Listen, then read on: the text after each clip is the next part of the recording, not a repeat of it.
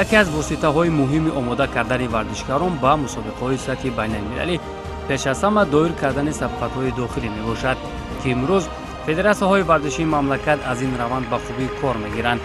дар мусобиқаи ҷумҳуриявӣ оид ба карате киёкушинкай миёни наврасону ҷавонон, ки дар толори варзишии мактаби Ягарбаи Шарқӣ бахшида ба Рӯзи ҷавонони Тоҷикистон баргузор шуд, 150 варзишгар аз минтақаҳои мухталифи кишвар ширкат намуданд.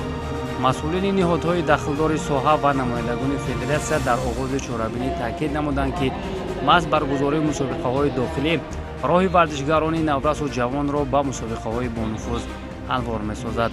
аз ҳамин лиҳоз бештар гардидани чунин чорабиниҳо ба манфиати кор аст. ёдвар мешавем, ки дар 6 моҳи соли ҷорӣ аллакай 3 мусобиқаи сатҳи дохилӣ ва 1 мусобиқаи байналмилалиро намояндагони ин риша баргузор намуданд. шарқӣ дар кишвар заминаи мустаҳкам мегузорад.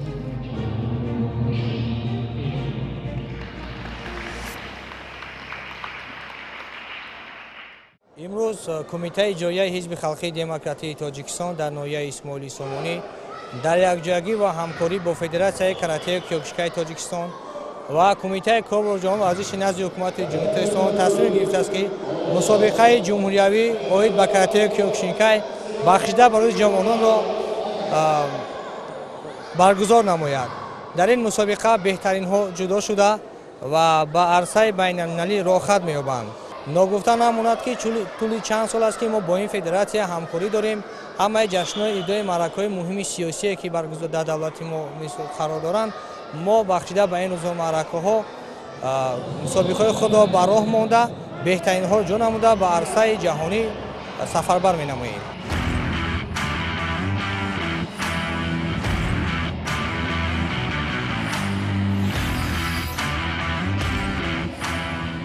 пеш аз оғози рақобатҳо як гурӯҳ варзишгарони федератсияи паркури тоҷикистон дар ҳамкорӣ бо федератсияи карате киёкушинкаи мамлакат як намоиши варзишии ҷолибро пешниҳоди ҳамагон гардониданд.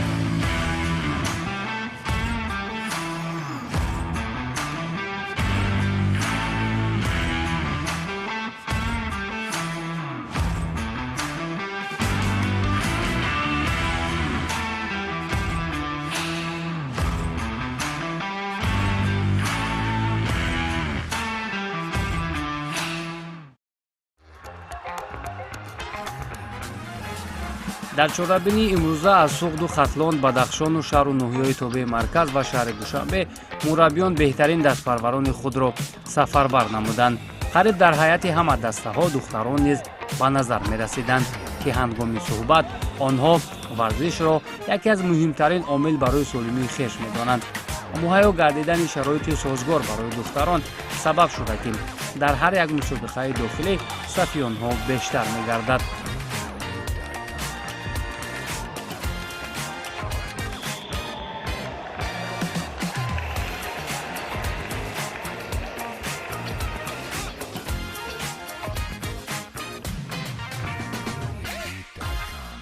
С каждым днем девушек в спорте становится все больше и больше, так как некоторых, я понимаю, что не пускают, но это ничего здесь в этом нет постыдного.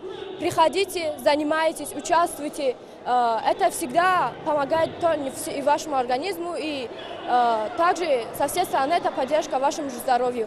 Еще в конце месяца я еду за границу участвовать в Узбекистане. Всем желаю также опять участвовать, заниматься, участвовать в разных соревнованиях, учиться не только в карате киёкушинкай, но и в разных других видах спорта. Ман Тагаева Фархунда аз ноҳияи шаҳри Туз омадам. Вақте ки мо ба мусобиқа омадем, дидем духтарони зиёд медали тилло ба даст меоранд ва ман хурсанд шудам, ки шояд манам медали тилло гирам.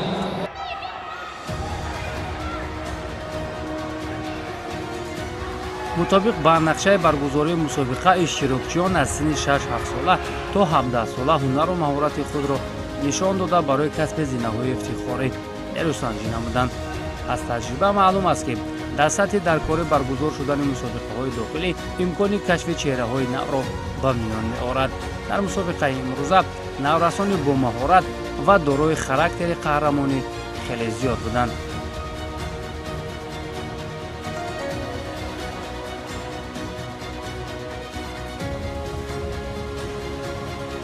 امروز با دادرم در این مسابقه اشتراک کردم. من جای سوم را گرفتم، دادرم جای دوم را. در آینده من میخوام با دادرم جای طلایی را گیرم، مدال طلایی را گیرم.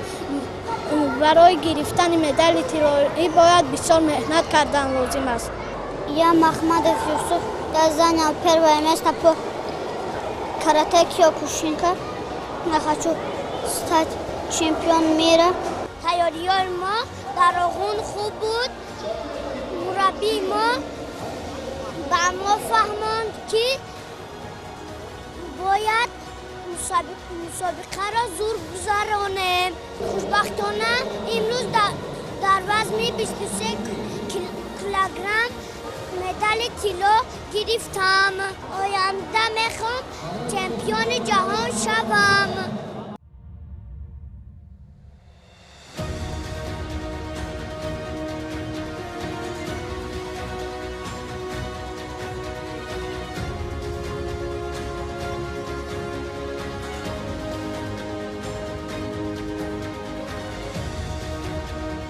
як манзараи бисёр ҳам диданӣ ва қобили таърифу тавсиф бароямон ҳузури волидон ва дастгириву роҳбаландӣ нисбат ба фарзандон буд.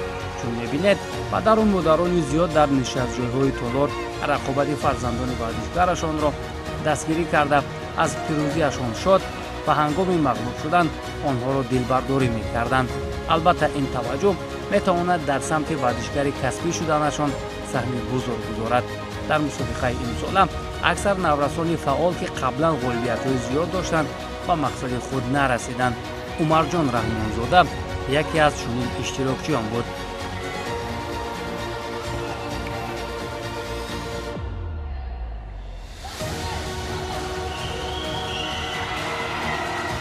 امروز من در این مسابقه در وزن 40 کیلوگرم رقیبانم را شکست داده به دور فینالی رخت گرفتم. در آنجا من شکست خوردم. من در این خیلی مسابقه ها خیلی بسیار برآمد کردم. بسیار جایهای اول را اشغال نمودم، ولی من در اینجا شکست خوردم. ولی من رو افتاده نمیشوم. این خیلی شکست ها باز ما را پرقوتر میکند. این ورزش است، یک دفعه شکست میخوری، یک دفعه برد میکنی، ولی من رو افتاده نیستم. قریب 2 سال میشد این با کاراته کیوکوشینکای مشغول هستم. با خودم تنها کمی ترس داشتم، سبب همین کار جای دیون گشتم. اکنون برای اینکه ترس گم شد ما باید بسیارتر بر این مشغول شویم. سحر بگو ما هر وقت باید بر این آماده باشیم.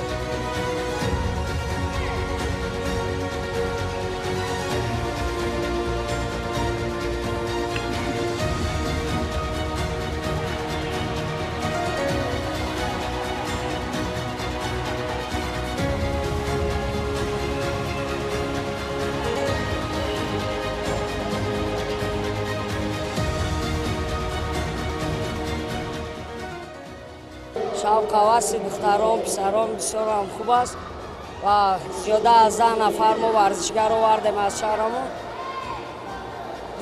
4 نفر دختران، 6 نفر دیگه پسران و 2 نفر از جای دیوم، 1 نفر از جای اول رو اشغال نمود. حالا مسابقه ادامه دارد. باوری کامل دارم که باز هم شاگردانم در این مسابقه سزاوار جای نمایان گشته. وقتی که ما گروه را در شهر آغون تشکیل کردیم، پدر و مادران بسیار هم دستگیری خوب کردند. فرزندان خود را آورده در این مشق. عین ها ما خیلی شاگردان زور داریم و در همین خیلی مسابقه های سطح جمهوری باز هم اشتراک کرده است. از سزاوار جای نمایان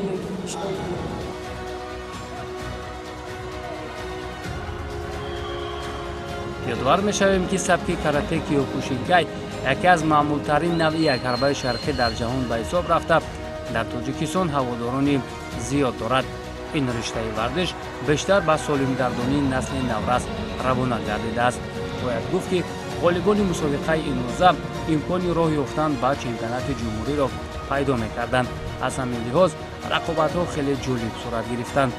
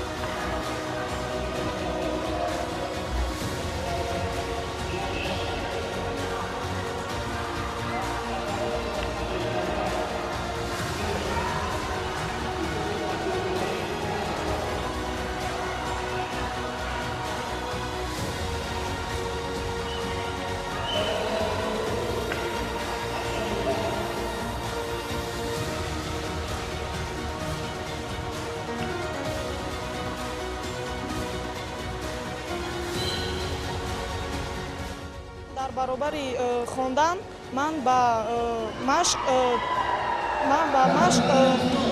машғулам ва ман дар имрӯз шуда дар карате киёкушинкай ҷои аввалро ишғол намудам.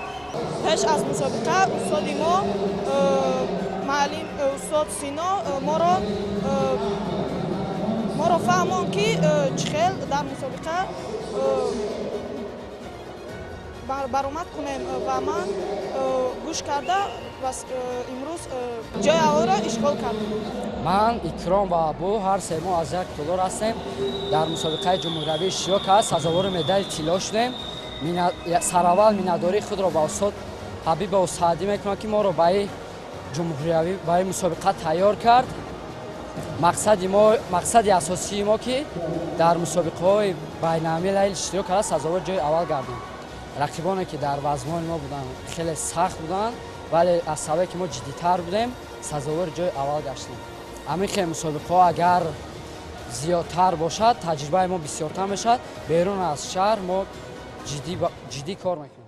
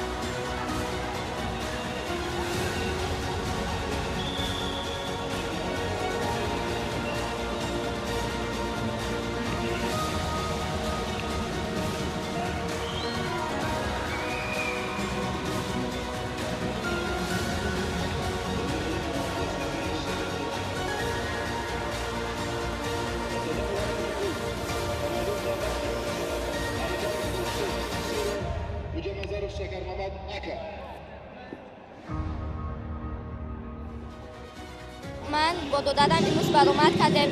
دادم در وزن 25 کیلو برآمد کرد و من در وزن 38 کیلو برآمد کردم. ما و دادم در این مسابقه جای اول گرفتیم.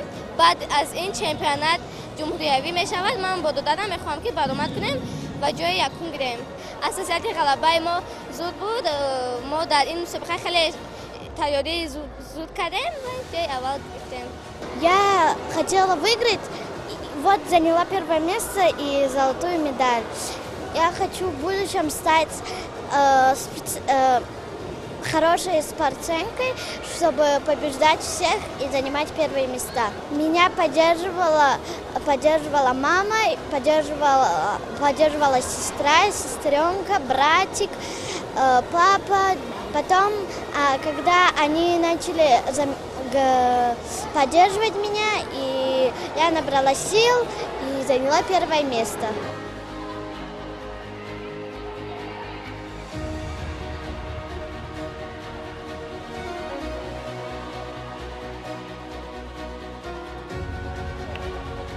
باید گفت که فدراسیای کاراته کیوکوشینکای در طول فعالیت انقریب 33 ساله خود توانسته است که چندین ورزشکاران با مهارت را به وی رساند که آنها یک قطار از نشان و جایزه ها را از مسابقه‌های با نفوذ جهانی به خزینه دستاوردهای ورزشی مملکت وارد نمودند که ثمره چنین موفقیت‌ها را مسئولین در دستگیری‌های همیشگی رهبرلت عالی کشور می‌دانند. محض بیشتر گردیدن مسابقه‌ها میان نورسان که تک‌کرسی اساسی به حساب می‌رود خیلی مهم است.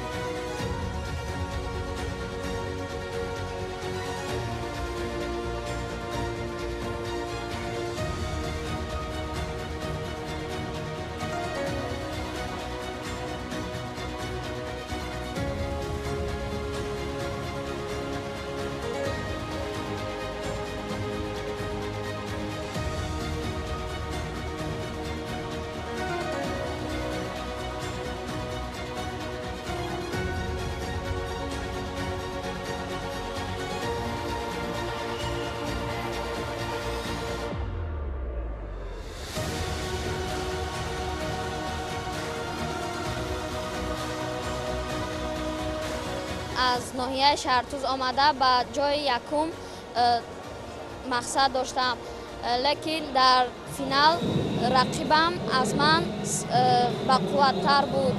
ندادم پایارش را به سرم ضربه زند، لیکن در شکمم چند تا ضربه خوردم.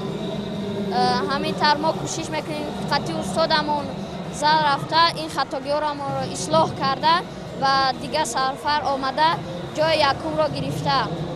در شهرتوز تالار ما نامش اویستا. ما در اونجا نورسان خیلی ذوقمندند، میخواهند که به هم خیلی مسابقه ها بیایند اشتراک کنند و یا را تیارگری میکنند و یا ذوق دارند و باوری داریم که رنگ من آمده در همین مسابقه ها اشتراک کرده جای یکم را میگیرم.